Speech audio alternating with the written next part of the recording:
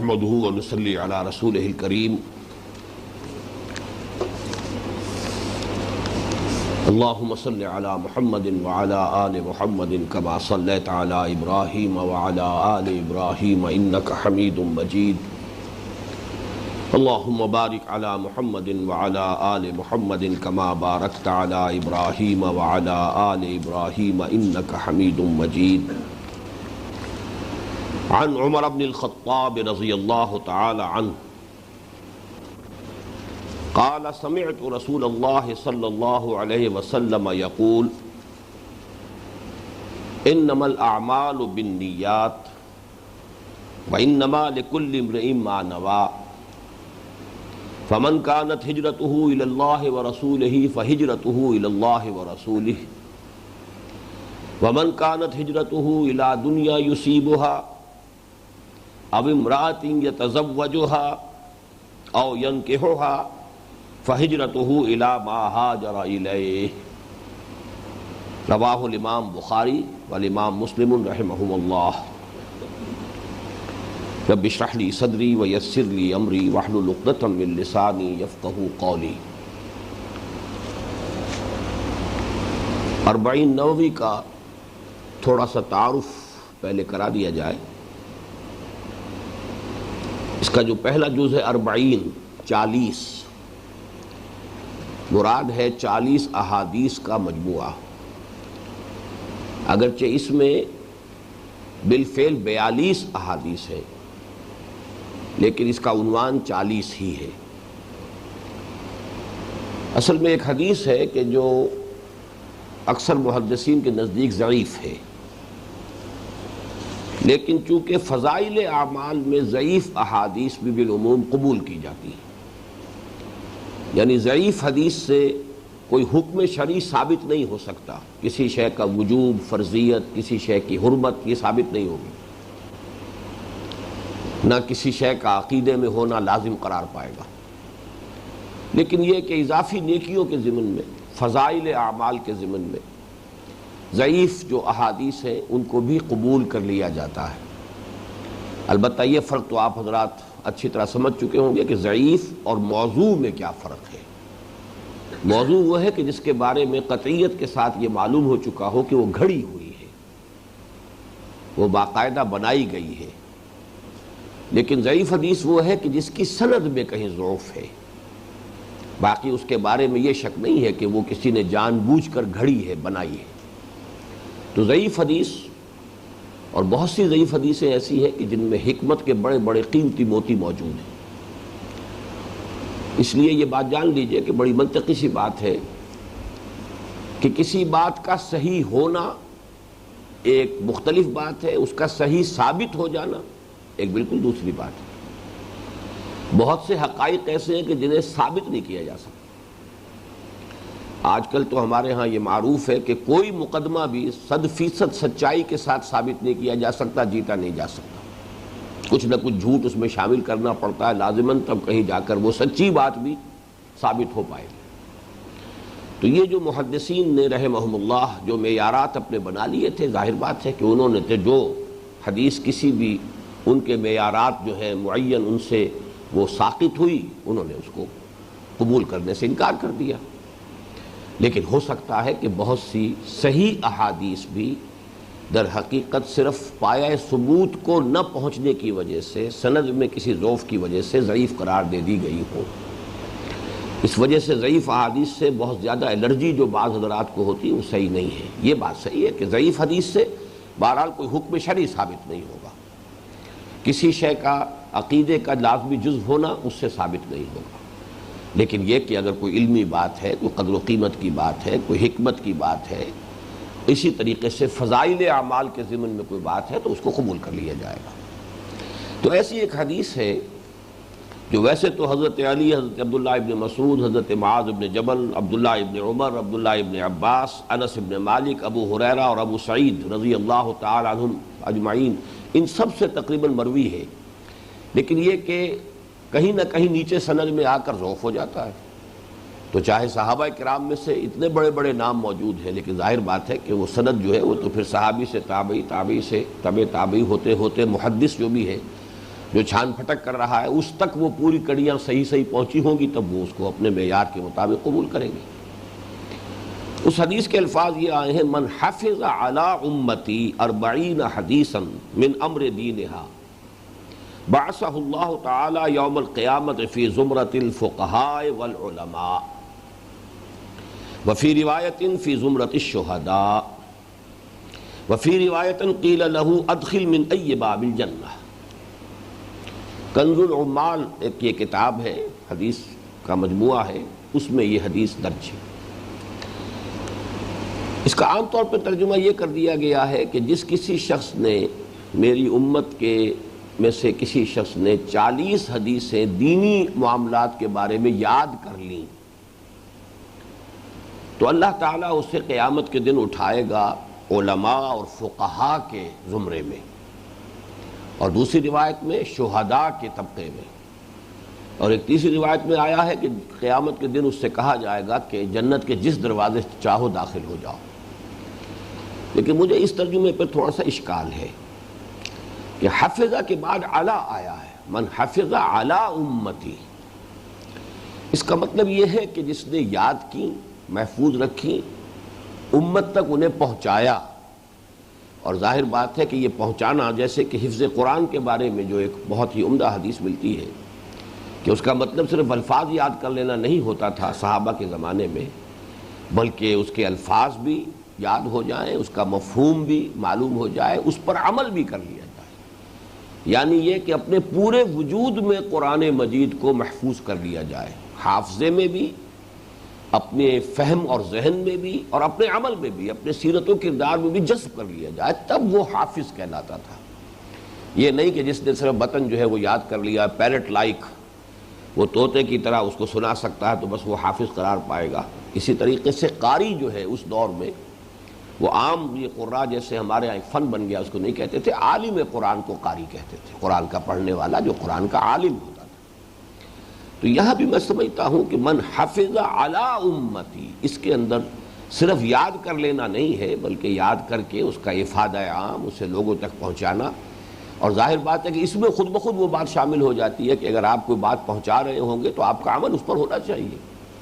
ورنہ وہ پہنچانا جو ہے، اتامرون الناس بالبر وتنسون انفسکم وانتم تتلون الکتاب فلا تعقلون، کیا تم لوگوں کو نیکی کا حکم دیتے اور اپنے آپ کو بھول جاتے ہو جبکہ تم خود کتاب پڑھنے والے ہو؟ تو یہ تو کیا تم عقل سے کام نہیں لیتے؟ تو یہ تو اس کے مصداق ہو جائے گا۔ تو اس حوالے سے میں سمجھتا ہوں کہ اس حدیث میں جو بات بیان کی گئی ہے وہ بڑی منطقی بن جاتی ہے۔ 40 حدیثیں من امور دینہا، یعنی امت کے جو دینی معاملات ہیں، دینی امور ہیں، ان سے متعلق 40 حدیثیں حضور صلی اللہ علیہ وسلم کی، وہ اگر یاد بھی کر لی گئی ہو اور ان کو صحیح طور سے مستحضر کیا گیا ہو، پھر ان کو پھیلایا جا رہا ہو، اور ان کو صرف یہ کہ علمی طور پر پھیلایا جا رہا ہو بلکہ عملاً بھی اپنے کردار میں اس کا نمونہ پیش کیا جا رہا ہو، تو پھر یہ کہ اگر یہ جو اس کے اندر ریوارڈ بیان کیا گیا ہے، اس کا جو اجر و ثواب ہے، وہ پھر اس کے ساتھ متناسب بن جاتا ہے، پھر اس کے اندر کوئی بہت زیادہ بڑا جو ہے وہ گیپ باقی نہیں رہتا۔ تو اس حدیث کے حوالے سے بہت سے علماء نے 40 احادیث کے مجموعے مرتب کیے ہیں، بہت سے۔ عبداللہ ابن مبارک رحمہ اللہ جو تبع تابعین کے دور سے ہیں، وہاں سے یہ سلسلہ شروع ہوا۔ سب سے پہلی 40 انہوں نے مرتب کی تھی، پھر ہوتے ہوتے تقریباً ہر یوں سمجھیے کہ جو بھی قابل ذکر عالم، خاص طور پر حدیث کے علم میں جس کو کچھ بھی مقام اور درک حاصل تھا، اس نے اپنے فہم کے مطابق ایک ذخیرہ جو ہے، ذخیرہ حدیث میں سے یہ مجموعہ مرتب کیا۔ تو ان میں سے جن مجموعوں کو بہت قبول عام حاصل ہوا ہے، بلکہ میں کہوں گا کہ ان سب میں بھی سر فہرست یہ 40 نووی ہے۔ امام نووی رحمۃ اللہ علیہ نے جو 40 حدیثیں مرتب کی ہیں، اور وہ حقیقت میں 42 ہیں۔ امام نووی کون ہیں؟ یہ 7ویں صدی ہجری کے شخص ہیں۔ 630 ہجری کے آس پاس ان کی ولادت ہے، اور 676-77 میں ان کا انتقال ہے۔ کل 46-47 برس عمر ہوئی ہے۔ اور یہ بھی نوٹ کیجئے کہ سید احمد شہید رحمۃ اللہ علیہ کی عمر بھی 46 برس تھی جبکہ وہ شہید ہوئے بالا کوٹ میں۔ تو یہ عمر بھی جن لوگوں کے اندر عزم اور ہمت ہوتی ہے، تو اتنی عمر بھی کافی ہوتی ہے کہ وہ کوئی کام ایسے کر جائیں کہ دنیا میں پھر انہیں یاد رکھا جائے۔ تو عمر کا زیادہ ہونا ہی ضروری نہیں ہے، جیسا کہ میں نے بارہا بیان کیا، حضور کی عمر کل 61 برس ہوئی، تقریباً یہی عمر حضرت ابو بکر کی، یہی حضرت عمر کی، یہی حضرت علی کی، صرف حضرت عثمان رضی اللہ تعالیٰ عنہ کی عمر جو ہے وہ زیادہ تھی، 80-82 برس۔ بہرحال 46-47 برس کی عمر ہوئی ہے، لیکن یہ کہ حدیث کے اندر بہت بڑا ان کا مقام ہے۔ ریاض الصالحین ان کی بہت ہی مشہور و معروف کتاب ہے۔ عام طور پر جو حدیث کے مجموعے مرتب کیے گئے ہیں وہ فقہی اعتبار سے ہیں، وہ در حقیقت وہ فقہ السنہ ہی کی ایک بات بن جاتی ہے۔ تو لیکن یہ کہ ریاض الصالحین اس اعتبار سے بڑی مختلف کتاب ہے کہ اس میں اخلاقیات، اس کے حوالے سے ابواب جو ہے وہ باندھے گئے ہیں، اور وہ کتاب جو ہے وہ اس پہلو سے عام مطالعے کے لیے بہت ہی زیادہ موزوں ہے۔ باقی جو یہ کتابیں ہیں حدیث کی، اس کے لیے ایک فن سے واقف ہونا ضروری ہے، اور اس میں بہت سے پھر وہ مسائل آ جاتے ہیں، فقہی مسائل، فقہی مباحث آ جاتے ہیں۔ لیکن وہ حدیث کی کتاب ایسی ہے کہ جو بنیادی طور پر جس کو کہنا چاہیے کہ لب لباب جو ہے دین کی تعلیمات کا، خصوصاً انسان کی اخلاقی زندگی سے متعلق، وہ اس میں سب آ جاتے ہیں۔ ان کا اصل نام جو ہے امام یحییٰ بن شرف الدین نووی، شام میں دمشق کے مضافات میں یہ قصبہ تھا نوا، تو نوا کے رہنے والے امام یحییٰ بن شرف الدین نووی، انہوں نے ریاض الصالحین ان کی مشہور ترین کتاب ہے، لیکن یہ کہ یہ 42 احادیث کا مجموعہ بھی انہوں نے مرتب کیا ہے۔ اور میرا ذاتی تاثر یہ ہے کہ واقعتاً اصول دین جن کو ہم کہیں گے مختلف اعتبارات سے، مطلب ایک ہے کہ دین بحیثیت مجموعی کیا ہے، اس کے اجزاء ترکیبی کیا ہے، ان کا آپس میں ربط و تعلق کیا ہے، پھر یہ کہ دین کی باطنی حقیقت کیا ہے جس کو ہم تصوف سے عام طور پر تعبیر کرتے ہیں۔ تو ان مختلف پہلوؤں سے، ظاہر و باطن، ان دونوں پہلوؤں سے یہ کتاب جو ہے مختصر ترین مجموعے میں سے ان کو شمار کیا جائے گا، لیکن یہ کہ بہرحال یہ بہت جامع ہے، اور معلوم ہوتا ہے اس لیے کہ سلیکشن ہی میں تو در حقیقت انسان کی پھر لیاقت اور مہارت جو ہے، اس کے اپنی ذہنی سطح کیا ہے، اسی میں اس کی سلیکشن جو ہے وہ در حقیقت ظاہر ہوتی ہے۔ تو یہ سلیکشن جو ہے اس سے اندازہ ہوتا ہے کہ امام یحییٰ بن شرف الدین نووی نے بہت ہی عرقریزی کے ساتھ اور بہت محنت کے ساتھ جو اہم ترین احادیث ہیں ان کو جمع کیا ہے۔ ان میں جو سب سے پہلی حدیث ہے جس کا آج ہمیں مطالعہ کرنا ہے، یہ ایک ایسی حدیث ہے کہ شاید ہی کوئی کتاب ہو حدیث کی اور کوئی مجموعہ احادیث کا ہو جس میں یہ حدیث موجود نہ ہو۔ آج ہی صبح میں دیکھ رہا تھا تو عجب اتفاق ہے کہ صرف موطا امام مالک رحمہ اللہ جو ہے اس میں تو یہ حدیث موجود نہیں ہے، باقی بخاری، مسلم، صحاح ستہ کی بقیہ تمام کتابیں، اس کے بعد اور جو طبقہ دوم اور طبقہ سوم، سب میں یہ حدیث موجود ہے، اور اس کو ایک طرف سے مشہور ترین روایات میں شمار کیا گیا ہے، اہم ترین، مشہور ترین، اور اکثر و بیشتر محدثین نے اپنے مجموعوں میں نمبر 1 پر اس حدیث کو درج کیا ہے، اس لیے کہ یہ بہت ہی ایک اہم اور بنیادی جو اس کا موضوع ہے۔ امام شافعی رحمۃ اللہ علیہ کا قول یہ ہے کہ یہ 70 ابواب میں داخل ہے، یعنی اس حدیث سے یوں سمجھیے کہ دین کی تعلیمات کے 70 پہلو واضح ہوتے ہیں۔ تو اگرچہ یہ لفظ 70 جو ہے اس کے بارے میں عام شارحین کا یہی قول ہے کہ اس سے مراد مبالغہ ہے، کثرت کی طرف اشارہ ہے، اس سے مراد ایگزیکٹ 70 کی فگر نہیں ہے،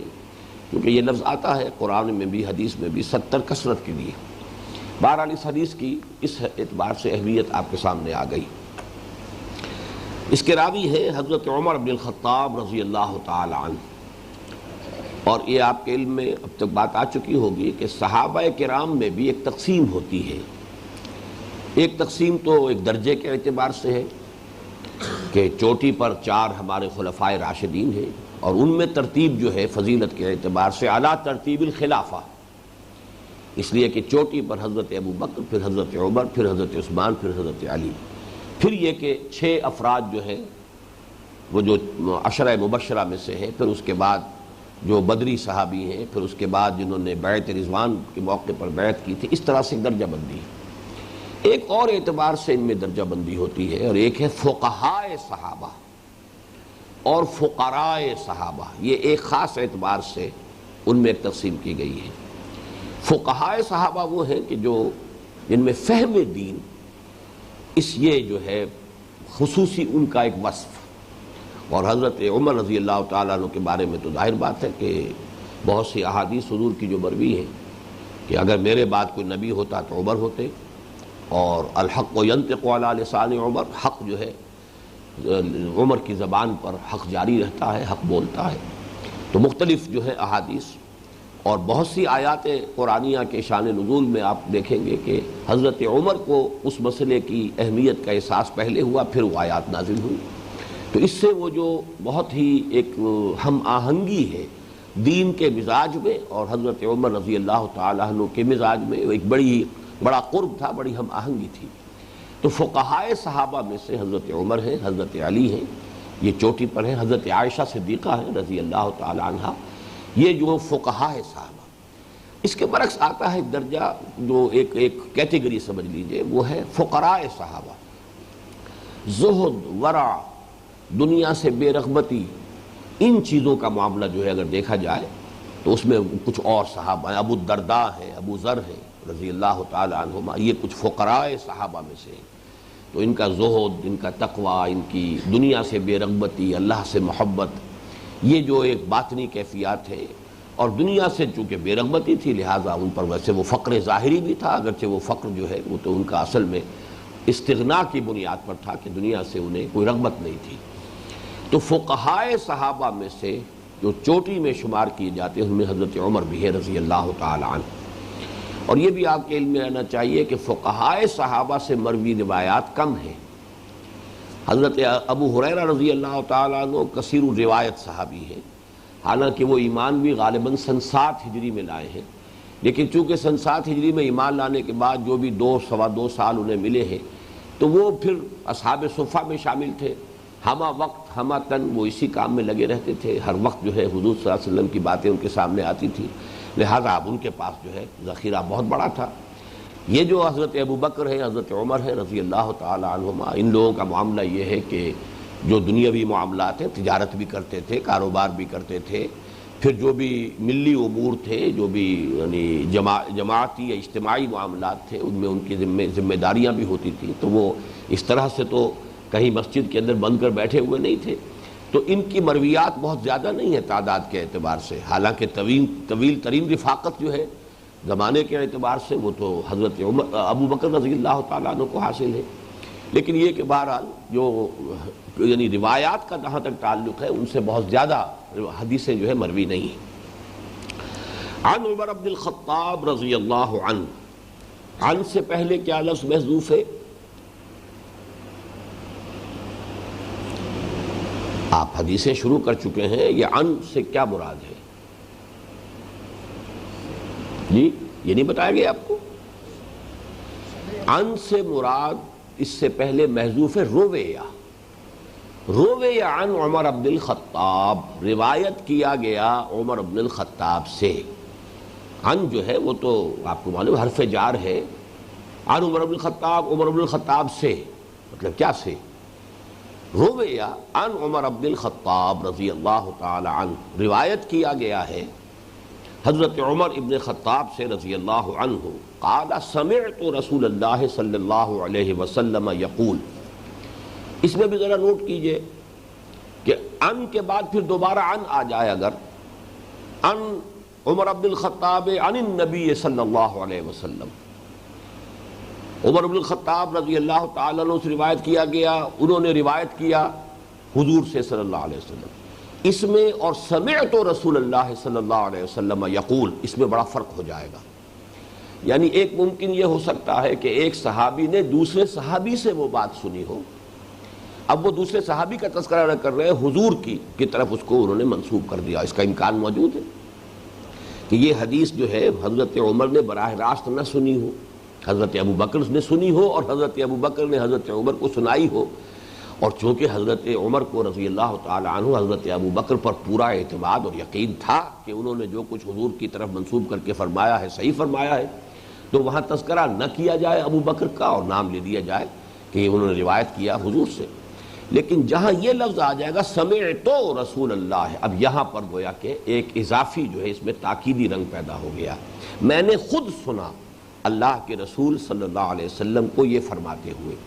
سمعت رسول اللہ صلی اللہ علیہ وسلم یقول۔ اب یہاں سے متن شروع ہو رہا ہے. آپ کو معلوم ہے نا کہ حدیث کے دو حصے ہوتے ہیں، ایک سند اور ایک متن. اور سند سے مراد کیا ہے؟ جی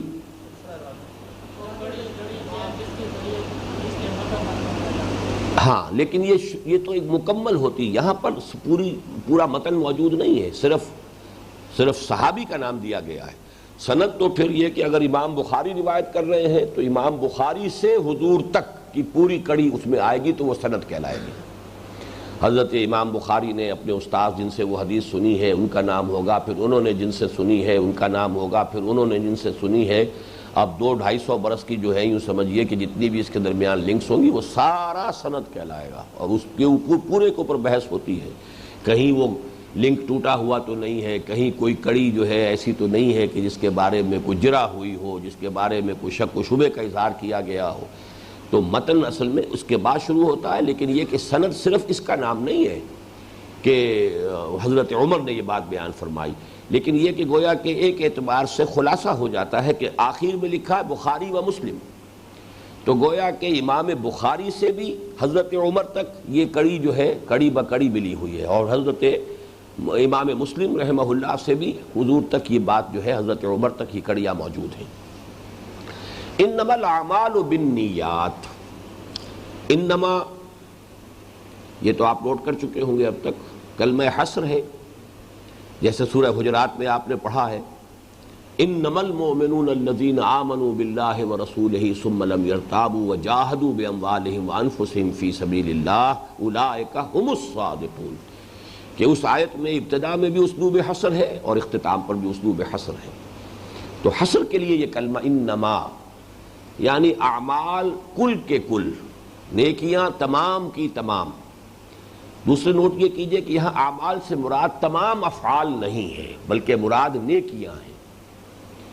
اس لیے کہ انما الاعمال بالنیات میں اس بات کا امکان پیدا ہوتا ہے اگر ہر عمل پر آپ اس کا انتباہ کریں گے، وہ شخص گناہ کر رہا ہے اور کہے کہ میری نیت تو نیک ہے، یہ گناہوں سے متعلق جو ہے یہ حدیث نہیں ہے. اعمال یہاں نیکیاں، اور اس کے لیے ایک بنیادی بات جو ہے وہ سورۃ العصر کے ضمن میں بھی آپ کے سامنے آ چکی ہے کہ فعل اور عمل میں ایک فرق ہے. فعل کسی بھی کام کو کہہ دیں گے، چاہے وہ ارادے کے ساتھ کیا جا رہا ہے، غیر ارادی طور پر ہو رہا ہے،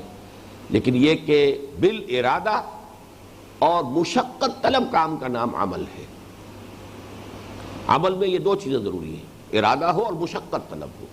عاملۃ ناصبہ، عاملہ کہیں گے ایک ایسا انسان، ایک ایسا نفس کہ تھکا ہوا ہے، بہت مشقت زدہ ہے، عاملہ. تو چونکہ نیکی میں ظاہر بات ہے کہ انسان کو کچھ محنت کرنی پڑتی ہے، کچھ نفس کی مخالفت کرنی پڑتی ہے، کچھ انفاق کرنا پڑتا ہے، تو گویا کہ نیکی جو ہے وہ ایک مشقت طلب کام ہے، اور اس کے لیے پھر یہ کہ انسان قصد کرتا ہے، ارادہ کرتا ہے. باقی بغیر ارادے کے تو ہو سکتا ہے نفسانی خواہشات جو ہیں ان کا ظہور آپ کے اعضاء و جوارح سے ہو جائے، لیکن یہ ہے کہ آپ کو نیکی کی طرف جانا ہے تو اس کے لیے تو عزم اور ارادہ چاہیے، اور اس کے اندر کچھ نہ کچھ محنت، مشقت، ایثار، قربانی کرنی پڑتی ہے. تو یہاں اعمال کو لفظی طور پر ہر عمل جس کو ہم اردو میں عمل کہہ دیتے ہیں اس کے معنی میں نہ لیجئے. انما الاعمال بالنیات، نیکیوں کا دار و مدار نیتوں پر ہے، اعمال صالحہ کا دار و مدار نیتوں پر ہے. یعنی یہ کہ کوئی عمل اپنے ظاہر کے اعتبار سے کتنی ہی بڑی نیکی نظر آتا ہو، اس کا اصل معاملہ اللہ کے ہاں جو اس کی اسسمنٹ ہوگی وہ اس کی جو موٹیو ہے، جس جذبہ محرکہ کے تحت وہ عمل کیا گیا ہے، جو اس سے مقصود ہے، جو اس کی نیت ہے، اس کی بنیاد پر اسسمنٹ ہوگی. انما الاعمال بالنیات وانما لکل امرئ ما نوی، اور ہر شخص کے لیے پھر وہی انما، تمام اشخاص کے لیے اس میں پھر تاکید ہوگی کل امرئ وانما لکل امرئ، تمام لوگوں کے لیے، ہر انسان کے لیے وہی کچھ ہوگا ما نوا، جس کی کہ اس نے نیت کی تھی. یہ اصل میں اپنی نوعیت کے اعتبار سے یوں سمجھیے کہ ہمارے جو مطالعہ قرآن حکیم کا منتخب نصاب ہے اس کے دوسرے درس کا ہی مضمون ہے جو یہاں آ رہا ہے. لیس البر ان تولوا وجوہکم قبل المشرق والمغرب ولکن البر من آمن باللہ والیوم الآخر والملائکۃ والکتاب والنبیین وآتى المال على حبه ذوي القربى والیتامى والمساکین الی آخر الآیہ۔ تو وہاں یہ پوری بحث تفصیل کے ساتھ آپ کے سامنے آ چکی ہے، گویا کہ تقریباً وہی درس ہے کہ اس کو یہاں پر اس حدیث کے بھی بین السطور میں آپ کو ذہن میں تازہ کر لینا چاہیے کہ ہم انسانوں کا معاملہ یہ ہے کہ بعض مجبوریاں ہیں، ہماری لیمیٹیشنز ہیں، ہم صرف عمل کے ظاہر کو دیکھتے ہیں اور ظاہر کے اعتبار سے اس پر نیکی یا بدی کا اطلاق کریں گے۔ یہ کام بڑا نیکی کا کام ہے، یہ شخص خیرات بانٹ رہا ہے، تقسیم کر رہا ہے،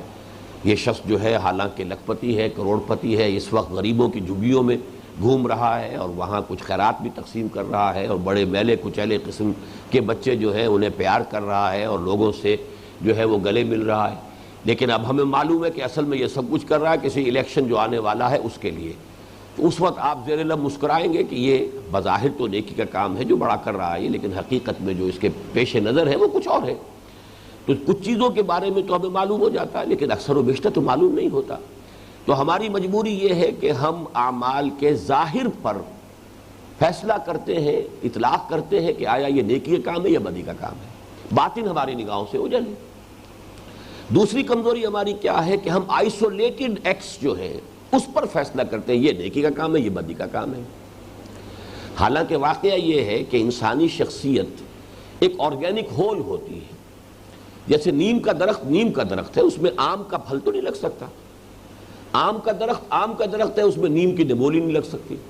اب اگر ہمیں یہ نظر آ رہا ہو کہ ایک ہی درخت میں کسی شاخ پر تو آم لگا ہوا ہے، کسی شاخ پر نیم کی نمولی لگی ہوئی ہے، تو ایک عجیب سا یہ ملغوبہ ہو جائے گا، یہ ہمارے لیے ناقابل قبول بات ہے۔ یہی معلوم ہوگا کہ کوئی ایک چیز تو اصل ہے اور باقی شاید چسپاں کر دی گئی ہے، کہیں باندھ دی گئی ہے، کوئی انویزیبل تار ہے ان کے ذریعے سے اس نیم کے درخت کے اوپر جو ہے وہ آم جو ہے جڑ دیے گئے ہیں یا آم کے درخت پر نمولیاں لگا دی گئی۔ لیکن انسانی شخصیت کے بارے میں ہم یہ دھوکہ کھاتے ہیں، یہ آدمی بہت برا ہے لیکن یہ کام اس نے بہت اچھا کیا، یا یہ آدمی تو بہت اچھا ہے یہ کام اس نے برا کیا۔ تو یہ بھی ہمارے اس ظاہر کی وجہ سے، اندر کی شخصیت تو ایک ہے، اس کا وہ آرگینک ہول ایک حیاتیاتی اکائی ہونے کے اعتبار سے، لیکن چونکہ ہم وہ اندر سے واقف نہیں ہیں تو اس میں یا تو یہ ہے کہ وہ آرٹیفیشل نیکی ہو گئی ہے، بدی ہے اصل میں اس کے اندر آرٹیفیشل نیکی ہوئی۔ ہاں لیکن یہ کہ بدی کے بارے میں ہم یہ مان سکتے ہیں کہ کبھی کوئی ٹیمپریری کسی اثرات کے تحت کسی اچھے آدمی سے بھی غلط بات سرزد ہو جائے، لیکن اس کے نیک ہونے کا ثبوت اس سے ملے گا کہ فوراً توبہ کرے گا۔ یہ سورہ نساء میں جو آیت آئی ہے کہ انما التوبۃ علی اللہ للذین یعملون السوء بجہالۃ ثم یتوبون من قریب، کہ اللہ تعالیٰ کے ذمے ہے توبہ قبول کرنا ایسے لوگوں کی کہ جو جہالت میں، نادانی میں، جذبات کی رو میں بہہ کر کوئی غلط حرکت کر بیٹھتے ہیں لیکن پھر فوراً توبہ کرتے ہیں، اس لیے کہ وہ اندر کی شخصیت جو ہے وہ فوراً زور لگاتی ہے، طبیعت میں پھر جو رنج اور غم اور پچھتاوا پیدا ہوتا ہے یہ تم نے کیا کیا ہے، تو اس میں ڈیلے نہیں ہوتی، تاخیر نہیں ہوتی۔ بہرحال یہ جو دو ہماری کمزوریاں ہیں تو ان میں سے ظاہر بات ہے کہ وہ پورا سبق تو اب میں نہیں دہرا رہا ہوں جو آیت البر کا ہے کہ اس میں کس قدر خوبصورتی کے ساتھ سب سے پہلی بات یہ کہی گئی کہ یہ جو چہروں کا مشرق و مغرب یا شمال جنوب کی طرف پھیر دینا ہے یہ بھی اپنی جگہ پر ہے، اس کی بھی نفی نہیں ہے، اس لیے کہ ظاہر کی اپنی اہمیت ہے۔ لطافت جس کا کثافت جلوہ آرا ہو نہیں سکتی، لطافت بے کثافت جلوہ آرا ہو نہیں سکتی، کسی لطیف شے کو بھی اپنے ظہور کے لیے کسی کثیف شے کا سہارا لینا پڑتا ہے۔ اس حوالے سے یقیناً جو ہے وہ کوئی نہ کوئی فارم بھی ہوگی، لیکن اصل شے فارم نہیں ہے بلکہ اصل شے وہ ایسنس ہے، وہ نیت ہے، وہ موٹیوز ہیں، وہ موٹیویٹنگ فورسز ہیں کہ جس کے تحت کوئی عمل سرزد ہو رہا ہے۔ اور اسی لیے وہاں سب سے پہلے ایمان کی بحث لائی گئی، جس میں کہ وہاں ہم نے تفصیل سے دیکھا کہ ایک مثبت محرک، جذبہ محرکہ ہے جو ایمان باللہ سے ملتا ہے، اللہ کی محبت میں، اللہ کی رضا جوئی میں وہ فعل جو ہے کیا جا رہا ہو۔ اور کہا جا سکتا ہے کہ اس کے مقابلے میں منفی جذبہ آخرت کا خوف، اللہ کے پکڑ اور حساب کا اور محاسبے کا اور سزا کا خوف، تو یہ جو دونوں چیزیں جو ہیں مثبت و منفی، یہ محرک اگر ہے صرف تب تو وہ عمل نیکی کا ہے، یہ ہے نیت، اس سے ثابت ہوگا کہ وہ کام کس لیے کیا جا رہا ہے۔ لیکن یہ کہ اگر نیت کوئی اور ہے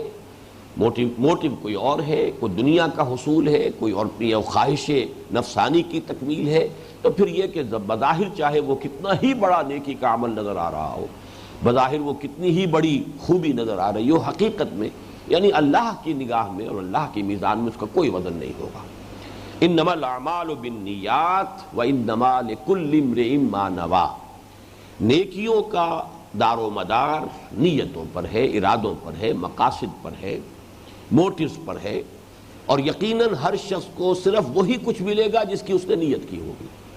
اب یہاں ایک مثال دی گئی ہے، بہت ہی خوبصورت مثال ہے، اس لیے کہ جو چوٹی کے چند اعمال ہیں جو ہمارے دین میں جن کی تلقین کی گئی ہے، اور اس چوٹی کا میں اس لیے کہہ رہا ہوں کہ اس کے حوالے سے کہا گیا کہ سابقہ پوری زندگی کے گناہوں کا کفارہ وہ عمل بن جاتے ہیں۔ کسی کی 99 برس کی عمر تھی اور گناہ میں فسق اور فجور کے اندر وہ صرف ہو گئی ہے، لیکن اس کے بعد یہ عمل اگر اس نے کر لیا ہے تو اس کے پوری زندگی کے اعمال کا وہ کفارہ بن جائے گا۔ وہ اعمال کون سے ہیں؟ نمبر 1، اسلام لانا، کفر سے اسلام میں داخل ہونا۔ ظاہر بات ہے جو شخص کفر میں پیدا ہوا، کفر میں زندگی گزاری، لیکن اب وہ اسلام لے آیا ہے، وہ بالکل صاف ہو گیا، وہ کلین سلیٹ کے ساتھ گویا کہ ایک نئی زندگی کا آغاز کر رہا ہے۔ دوسرا عمل ہجرت، خالصتاً اللہ کے لیے، اللہ کے دین کے لیے گھر بار اہل و عیال کو چھوڑ کر چلے جانا۔ یہ ہجرت بھی ایک ایسا عمل ہے، اور بالکل سمجھ میں آتی ہے بات کہ یہ ایک ایسا عمل ہے کہ جس کے تحت واقعتاً اتنا ہی بڑا اجر و ثواب ملنا چاہیے، سمجھ میں آنے والی بات ہے۔ اور تیسرا حج مبرور، لیکن حج کے ساتھ مبرور کا لفظ آیا ہے اس حدیث میں، وہ حج کے جو اللہ کے ہاں مقبول ہو گیا ہو۔ اب اس کی بڑی کڑی شرائط ہے۔ نمبر 1 یہ کہ اس میں کوئی حرام کا پیسہ آپ نے استعمال نہ کیا ہو، آپ کی جو پوری زندگی ہے وہ اس سے پہلے کی جو ہے اس کے اندر آپ نے جو ہے جو کمائی کی ہے وہ حلال کے پیسے سے کی ہے۔ پھر یہ کہ سارے حقوق آپ نے ادا کر دیے ہیں، اس کے بعد آپ جا رہے ہیں۔ پھر حج کے دوران بھی فلا رفث ولا فسوق ولا جدال فی الحج، اس کے اوپر صحیح طریقے کے اوپر جو ہے عمل کیا گیا ہو، کسی کو تکلیف نہ پہنچائی گئی ہو، کسی سے جھگڑا نہ گیا ہو، ایثار سے کام لیا گیا ہو، یوسرون علی انفسہم ولو کان بہم خصاصہ، اور کوئی ریاکاری کی نیت نہ ہو، یہ ساری چیزیں جو ہے حج مبرور۔ اب ان میں سے جو درمیانی عمل ہے اس کو یہاں لیا گیا، فمن کانت ہجرتہ الی اللہ ورسولہ، تو جس شخص کی ہجرت تھی اللہ اور اس کے رسول کی طرف، فہجرتہ الی اللہ ورسولہ، تو اس کی ہجرت تو واقعتاً اللہ اور اس کے رسول ہی کے حساب میں شمار ہوگی۔ اب یہ ظاہر بات ہے کہ کوئی شخص دوسرا جو ہے اس کا فیصلہ نہیں کر سکتا، وہ تو در حقیقت اس قسم کی احادیث جو ہے وہ انٹراسپیکشن کے لیے ہے، درون بینی، اپنے اندر جھانکو اور جائزہ لو، اپنے آپ اپنے معاملات کے اوپر، اپنی نیتوں کے اوپر ایک سینسر خود بٹھاؤ۔ فمن کانت ہجرتہ الی اللہ ورسولہ فہجرتہ الی اللہ ورسولہ، تو اس کی ہجرت تو اللہ اور اس کے رسول ہی کے حساب میں شمار ہوگی۔ ومن کانت ہجرتہ لدنیا، یہ جو نسخہ میرے پاس ہے اس میں لدنیا ہے، لیکن یہ کہ بعض دوسرے جو کتابیں ہیں، میں ابھی مشکات شریف دیکھ کر آیا ہوں، اس میں الہ ہے یہاں بھی، تو یہ دونوں الفاظ آتے ہیں، اور آگے بھی ایک لفظ میں فرق ہے، یہ تزوجھا اور ینکحھا، یہ 2 الفاظ بھی آتے ہیں۔ تو چونکہ جیسا کہ میں نے آپ کو بتایا یہ حدیث جو ہے بخاری میں بھی ہے، مسلم میں بھی ہے، صحاح ستہ کی باقی تمام کتابوں میں بھی ہے، اس حوالے سے ذرا سا کوئی لفظی فرق جو ہو جانا جو ہے مختلف روایتوں میں وہ بالکل قرین قیاس ہے۔ فمن کانت ہجرتہ الی اللہ ورسولہ فہجرتہ الی اللہ ورسولہ ومن کانت ہجرتہ لدنیا او الی دنیا یصیبھا، جس شخص کی ہجرت ہے دنیا کی طرف یا دنیا کے لیے کہ وہ اس کو حاصل کر لے۔ اب اس کی سمجھانے کے لیے بات فرض کر رہا ہوں کہ مثال کے طور پر فرض کیجئے کہ مکے میں مسلمان تھے، صحابہ کرام تھے، اب ان میں سے بعض ایسے بھی تھے کہ جو دستکار تھے، ہاتھ سے محنت مزدوری کرتے تھے، مثلا خباب بن الارت رضی اللہ تعالیٰ عنہ، یہ ایک لوہار تھے۔ اب یہ کہ فرض کیجئے، میں ان کے حوالے سے یہ بات نہیں کہہ رہا ہوں، میں نے صرف مثال دی ہے کہ اب جب تمام صحابہ ہجرت کر گئے، اور ظاہر بات ہے کہ مشرکین تو ان کا بائیکاٹ کرتے تھے، اب فرض کیجئے کہ اب اس کے پاس کام نہیں ہے، کوئی شخص جو ہے وہ ان سے ڈیل کرنے کے لیے تیار نہیں ہے، تو اب مجبوراً اس نے بھی ہجرت کر لی ہو۔ اب یہاں تجزیہ ہوگا کہ ان کی ہجرت جو ہے in the hearts of his heart, in the heart of his hearts, اپنے قلب کی گہرائیوں میں اس کا اصل موٹیو کیا بنا،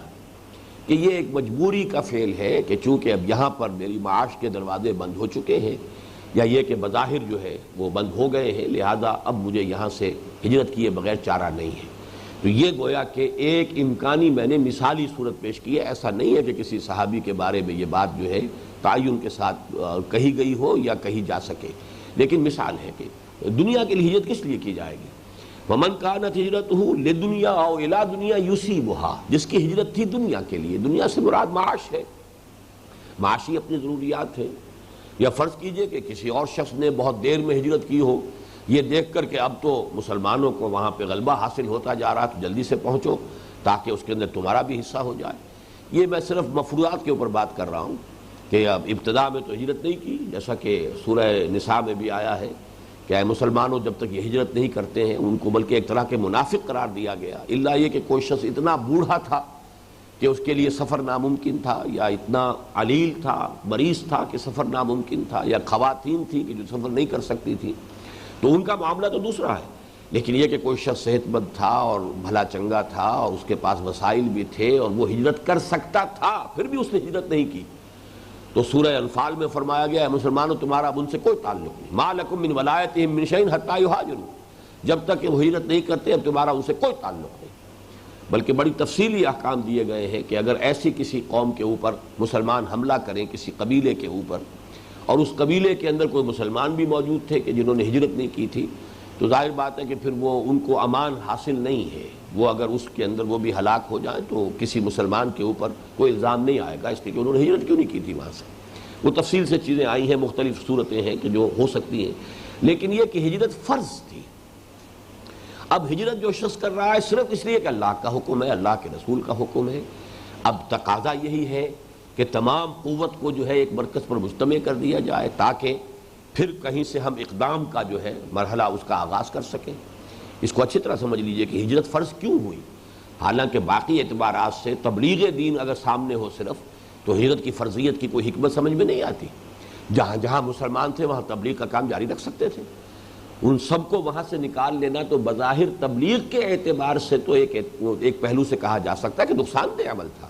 جہاں جہاں وہ تھے وہ وہاں پر مسلسل جو ہے وہاں اپنی دعوت پیش کرتے رہتے، تبلیغ کرتے رہتے۔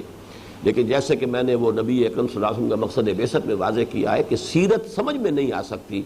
جب تک کہ وہ آیت مبارکہ سمجھ میں نہ آئے کہ هو الذی ارسل رسولہ بالہدی ودین الحق لیظہرہ علی الدین کلہ، اظہار دین حق علی الدین کلہ یہ مقصد بعثت محمدی ہے صلی اللہ علیہ وسلم۔ تو گویا کہ تمام چیزیں اب اس کی نسبت سے طے پائیں گی، اور اس اظہار کے لیے ضروری تھا کہ اب جب کہ اقدام کا مرحلہ آ گیا ہے تو جتنی اویلیبل ہمارے پاس ورکنگ فورس ہے، مین پاور ہے، وہ سب ایک مرکز پر آ جائے تاکہ پوری قوت کے ساتھ جو ہے کفر کے خلاف اور ائمہ کفر کے خلاف اقدام کیا جا سکے۔ اس کے لیے وہ ہجرت اب سمجھ میں آ گئی کہ واقعتاً لازم ہے، ورنہ یہ کہ ہجرت کی فرضیت جو ہے سمجھ میں نہیں آتی۔ کہیں تو فرض کیجئے کہ مسلمانوں کو مارا جا رہا ہے، کوئی اور پرسیکیوٹ کیا جا رہا ہے تو وہ مجبوراً وہاں سے جا رہے ہیں۔ پہلی ہجرت جو تھی ہجرت حبشہ وہ اس نوعیت کی تھی، دوسری ہجرت جو ہے ہجرت مدینہ وہ اس نوعیت کی نہیں تھی، یہ در حقیقت اسٹریٹجک تھی۔ اب یہ تو ایک اس اظہار و دین الحق علی الدین کلہ کے جد و جہد کا ایک مرحلہ تھا۔ یہ ہجرت فرض کی گئی اور جس نے ہجرت نہیں کی اسے گویا کہ منافقین میں سے شمار کیا گیا، اس کے لیے امان نہیں رہی، اسے اس کا جو بھی ایمان ہے اور جو کلمہ شہادت ہے اس کی بھی ڈھال جو ہے اس کے لیے تسلیم نہیں کی گئی۔ اہل ایمان سے کہہ دیا گیا کہ تمہارا ان سے کوئی تعلق نہیں۔ لیکن اب یہ عمل کوئی شخص کر رہا ہے تو کرنے میں موٹیو کیا ہے؟ واقعتاً اللہ کے دین کے غلبے کی خواہش، اللہ کے رسول کا حکم یہی پیش نظر ہے، اللہ کی رضا جوئی ہی پیش نظر ہے، صرف اسی کے لیے ہجرت کی جا رہی ہے، یا یہ جیسا کہ میں نے امکانی طور پر آپ کے سامنے مثالیں رکھی کہ فرض کیجئے کہ کوئی دستکار ہے اور وہ اس وجہ سے اب ہجرت کرنے پر مجبور ہو گیا ہے کہ اب لوگ اسے کام نہیں دے رہے، اس کے کلائنٹس جو ہیں وہ اب سب کے سب ہجرت کر گئے تو مجبوراً وہ بھی جا رہا ہے، یا یہ کہ جب دیکھا کہ اب مسلمانوں کو غلبہ حاصل ہو رہا ہے تو اب وہ بھی چلے آ رہے ہیں کہ اب وہ دور آ گیا ہے۔ جیسے کہ سورہ عنکبوت جو ہمارے منتخب نصاب کا جو اہم درس ہے اس کا پہلا رکوع، اس میں فرمایا کہ ایسے لوگ بھی ہوں گے کہ وَلَئِن جَاءَ نَصْرٌ مِّن رَبِّكَ لَيَقُولُنَّ إِنَّا كُنَّا مَعَكُمْ، آپ کے رب کی طرف سے اگر مدد آ جائے گی تو وہ کہیں گے ہم بھی آپ کے ساتھ تھے، پھر وہ بھی ہجرت کر کے آ کر شریک ہو جائیں گے کہ جو بھی اب اس کی جو فتوحات ہیں اس میں ہمارا بھی حصہ ہو۔ اس کے ساتھ ہی دوسری ایک اور مثال دی گئی، اب امرات ینکحھا او یتزوجھا، یہ دو الفاظ ہیں علیحدہ علیحدہ، یا کسی نے ہجرت کی ہے کسی خاتون کے لیے کہ ان سے نکاح کرے، ان کو اپنی زوجیت میں لے۔ اب یہ بھی، بلکہ اس میں تو بعض روایات میں آتا ہے کہ کوئی ایک صاحب تھے کہ جن کو میں تیقن کے ساتھ تو نہیں جانتا، لیکن مہاجر ام قیس کے نام سے یہ چیز ہمیں روایات میں آتی ہے کہ کسی خاتون سے کسی کو محبت ہے اور وہ خاتون ہجرت کر گئی۔ اب کچے دھاگے سے بندھے ہوئے یہ بھی چلے جا رہے ہیں، اس لیے کہ اب یہ تو ظاہر بات ہے کہ ان سے اگر نکاح کرنا ہے اور انہیں اپنی زوجیت میں لینا ہے تو انہیں بھی ہجرت کرنی ہوگی۔ لیکن یہ معاملہ ہے اللہ اور اس بندے کے درمیان، اس کا راز ہے۔ ظاہر بات ہے کہ دنیا تو اس کے اوپر اطلاق ہی کرے گی کہ مہاجر ہیں، آئے ہیں، مکے کی سکونت ترک کر دی ہے اور مدینے آ گئے ہیں اس حوالے سے۔ لیکن یہ کہ ایک دوسری مثال یہ کہ اگر کسی کی ہجرت ہے، اور یہ مثال خاص طور پر مجھے محسوس ہوتا ہے کہ کوئی معین بات ہوگی، ورنہ الا دنیا یصیبھا یہ تو ایک جنرل ٹرم ہے، اس کے اندر تو دنیا کے مال و دولت، کاروبار، کوئی پروفیشن، کوئی اور چیزیں، کوئی اقتدار، غلبہ، یہ ساری چیزیں جو ہے وہ کور ہو کر آ جاتی ہیں۔ لیکن جب خاص طور پر کیا گیا ہے تو معلوم ہوتا ہے کہ ایک چیز کو نمایاں کیا گیا تو شاید یہ کوئی پرٹیکولر کیس بھی موجود ہو۔ میں یقین کے ساتھ نہیں کہہ سکتا، لیکن یہ کہ ملتا ہے یہ نام بعض جگہ پر اس حوالے سے کہ مہاجر ام قیس کے مہاجر جنہوں نے ہجرت کی ہے اصل میں ان سے نکاح کے لیے۔ فَهِجْرَتُهُ إِلَىٰ مَا هَاجَرَ إِلَيْهِ، تو اس کی ہجرت شمار ہوگی انہی کے حساب میں جس کے لیے اس نے ہجرت کی ہے۔ وہ اللہ کے لیے نہیں ہوگی، اللہ کے رسول کے لیے نہیں شمار ہوگی، اللہ کے دین کے لیے نہیں شمار ہوگی۔ یہ موٹیوز جو ہیں جو دنیا والوں کے لیے تو ممکن نہیں ہے کہ اس کے بارے میں کوئی حکم لگا سکے، کوئی فیصلہ کر سکے، لیکن ظاہر بات ہے کہ اللہ تعالیٰ کا معاملہ ایسا ہے کہ وہ یقیناً تمام جو باطن سے واقف ہے، نیتوں کو،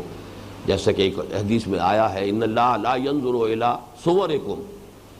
تمہاری ولا اموالکم، اللہ تمہاری صورتوں اور مالوں کو نہیں دیکھتا کہ کس قدر مال و دولت تمہارے پاس ہے یا کیا تم حسین اور وجیح شخصیت تم رکھتے ہو،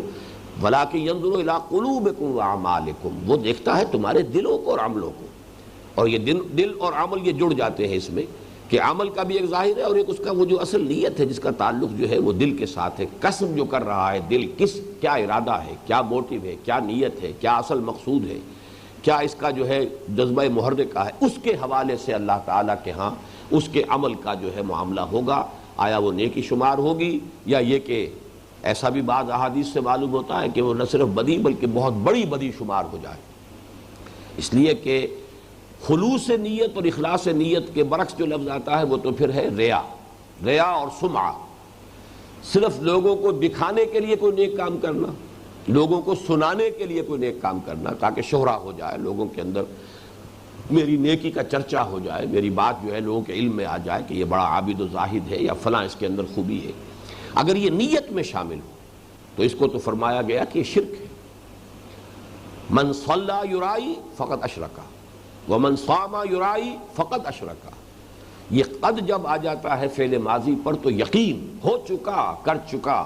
انگریزی میں جسے آپ پریزنٹ پرفیکٹ ٹینس کہتے ہیں، ہی ہیز ڈن اٹ، یہ تو ہو چکا، وہ کر چکا، پریزنٹ پرفیکٹ ٹینس۔ فقط اشرکا، جس نے نماز پڑھی دکھاوے کے لیے وہ شرک کر چکا، جس نے روزہ رکھا دکھاوے کے لیے وہ شرک کر چکا، جس نے تصدق ومن تصدق یرائی، جس نے دکھاوے کے لیے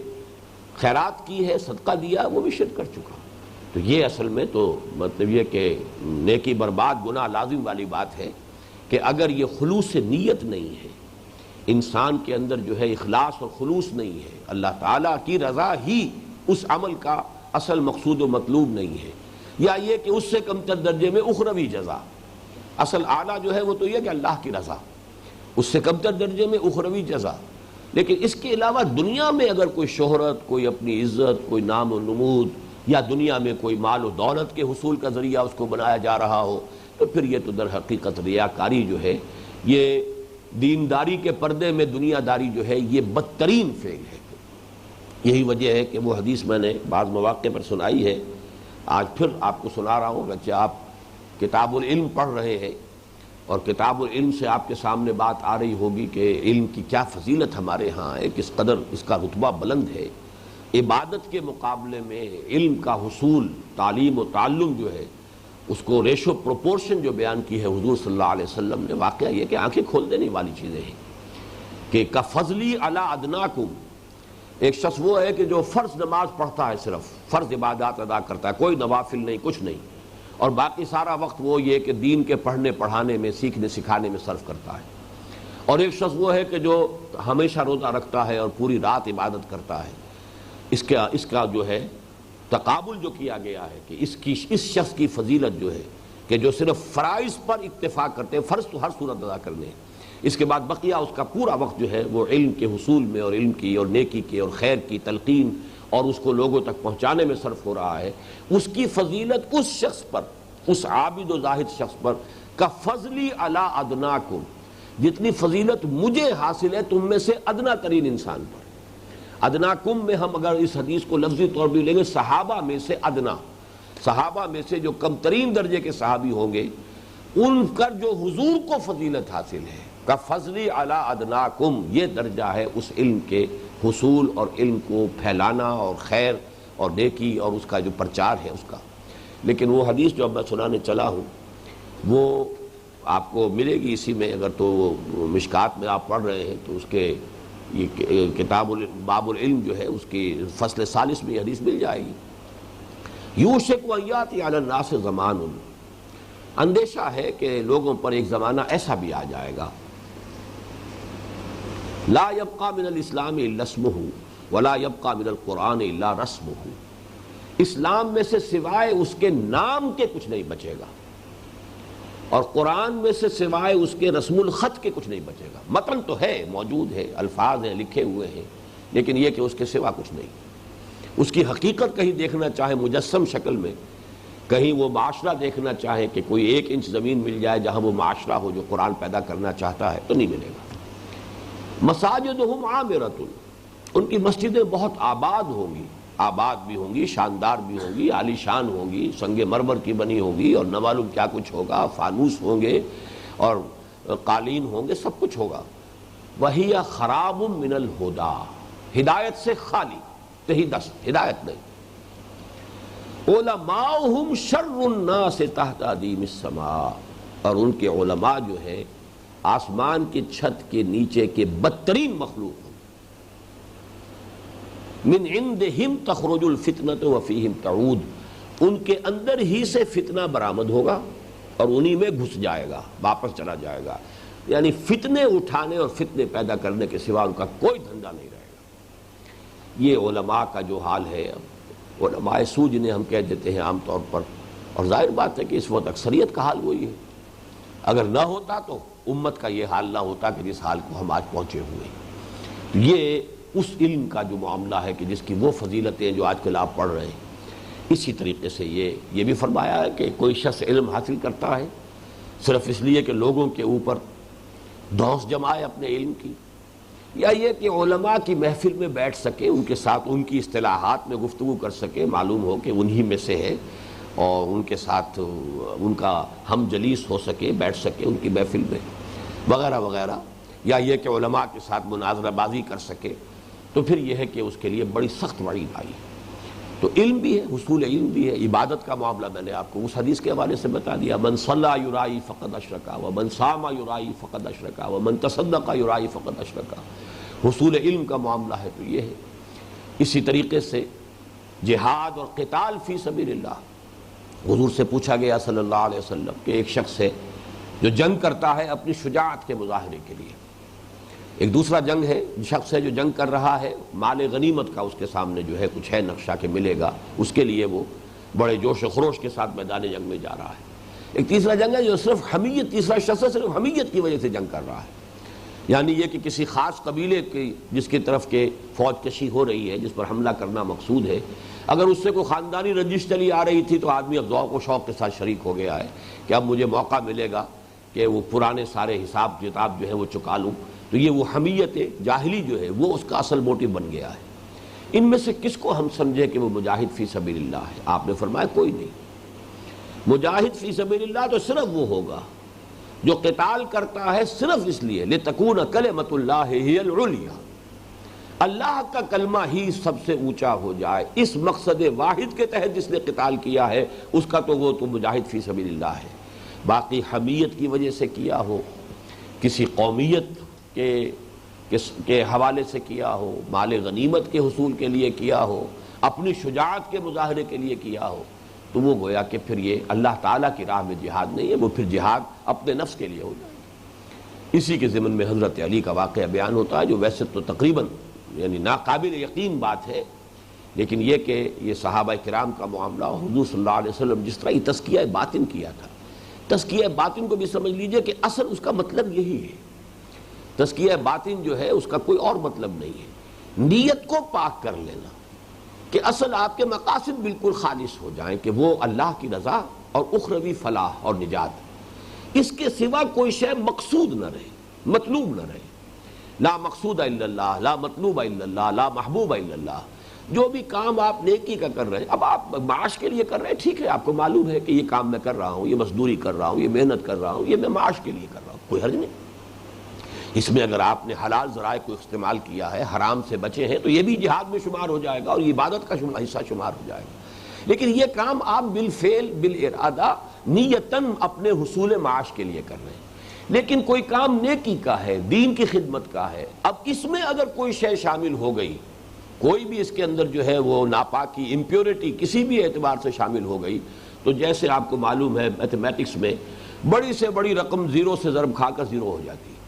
تو بڑے سے بڑا عمل ہو، وہ قتال فی سبیل اللہ کا عمل ہو، وہ علم کے حصول اور تعلیم اس کا معاملہ ہو، وہ کوئی عبادات کا معاملہ ہو، بڑی سے بڑی شے زیرو سے ضرب کھا کر زیرو ہو جائے گی۔ اللہ کی میزان میں نہ صرف یہ کہ اس کا کوئی وزن نہیں ہوگا، بلکہ جیسا کہ میں نے عرض کیا، نیکی برباد گناہ لازم، کہ وہ شرک لازم آ جائے گا،